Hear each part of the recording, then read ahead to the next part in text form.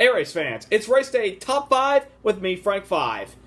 Unpredictability at the wild card of round of 12. Talladega, where it's shake and bake Talladega Nights, Ricky Bobby style, or get swept up in the biggest crash that they term the big one. Well, somebody shaked and baked towards the end to capture their first win in nearly 4 years, and a win that is worthwhile waiting, and he drives for Stewart-Haas, meaning all Stewart-Haas cars have won a race this year.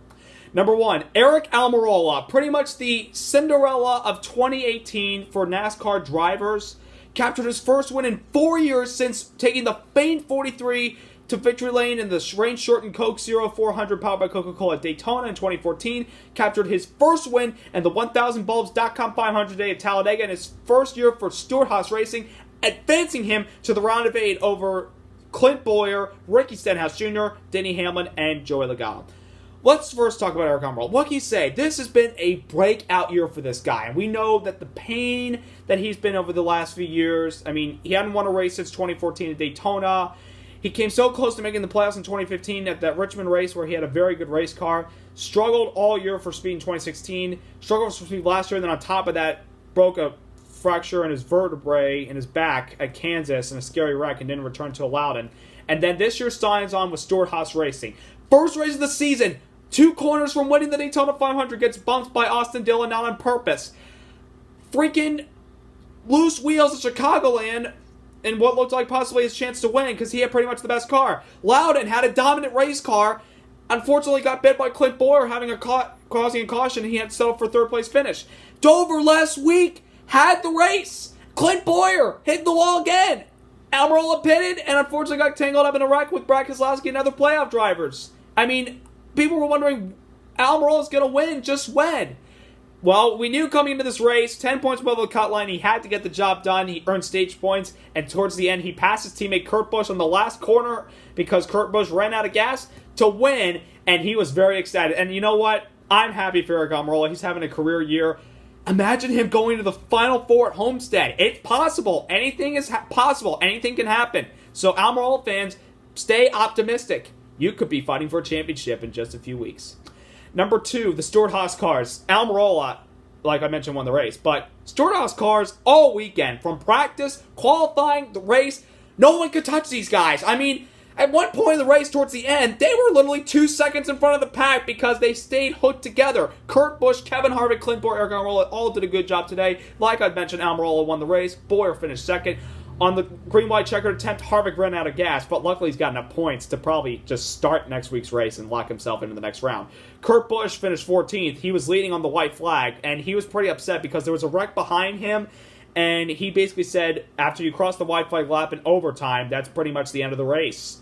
They let him race back to the line. He basically said, I've been in situations like this before, and he also argued they added an extra caution lap before the green-white checkered attempt, and he was pretty upset about that. But, you know, Kurt Busch fans, don't get too angry about this. You're 30 points above the cut line going into Kansas next weekend, so you should be a lock if you don't have any issues. But I get where Kurt Busch is going, but you know what? NASCAR said that all cars were moving, behind them while that wreck was happening, and there was no issues whatsoever. So the rules are the rules, and it is what it is. Number 3, Penske. Everybody thought coming into this race, Penske's going to blow everybody away. Well, Joey Logano pretty much had the better of the Penske cars the entire day. He finished in the 5th spot. Blaney and Keselowski ran out of gas on the green-white checkered attempt.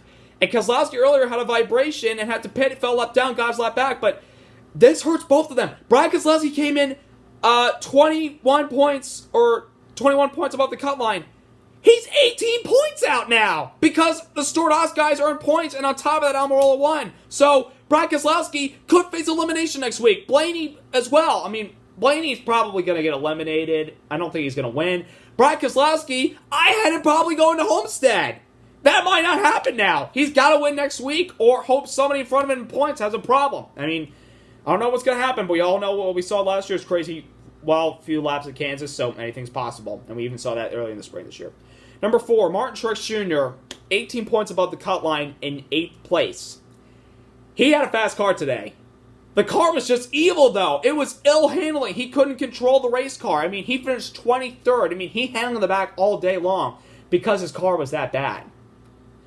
That is unbelievable. How you could have a fast car restrictor plate, yet the car being that evil.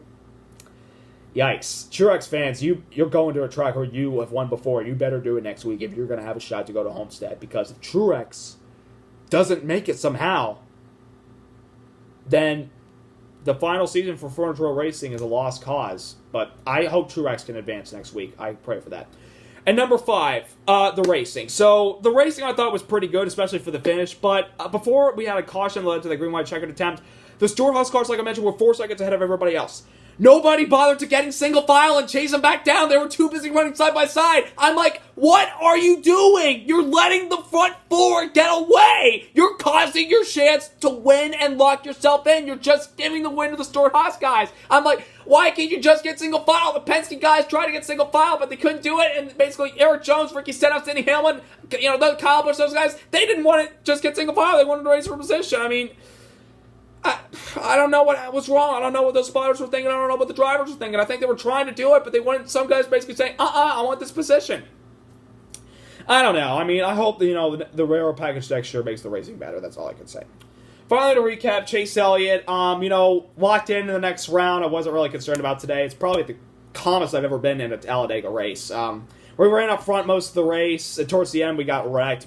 Finished 31st, but I don't care. We're locked in. It doesn't really matter. I mean, we'll just go. I'd like to get some stage points and possibly a stage win next week at Kansas to help us out, because the first race at Martinsville is probably Chase Elliott's best bet to go to Homestead. You got to win that race. Got to get in. But, doesn't really matter about today because he was locked in, so pretty much a free breeze. So, cut-off race next week at Kansas, and we saw the calamity that happened last year and earlier this year. Who could capitalize? Can Keselowski win? Will Truex be eliminated? And who's going to break through? We're going to find out next week. So subscribe, like. Congrats to Almirola on your first win in 4 years. See you next week.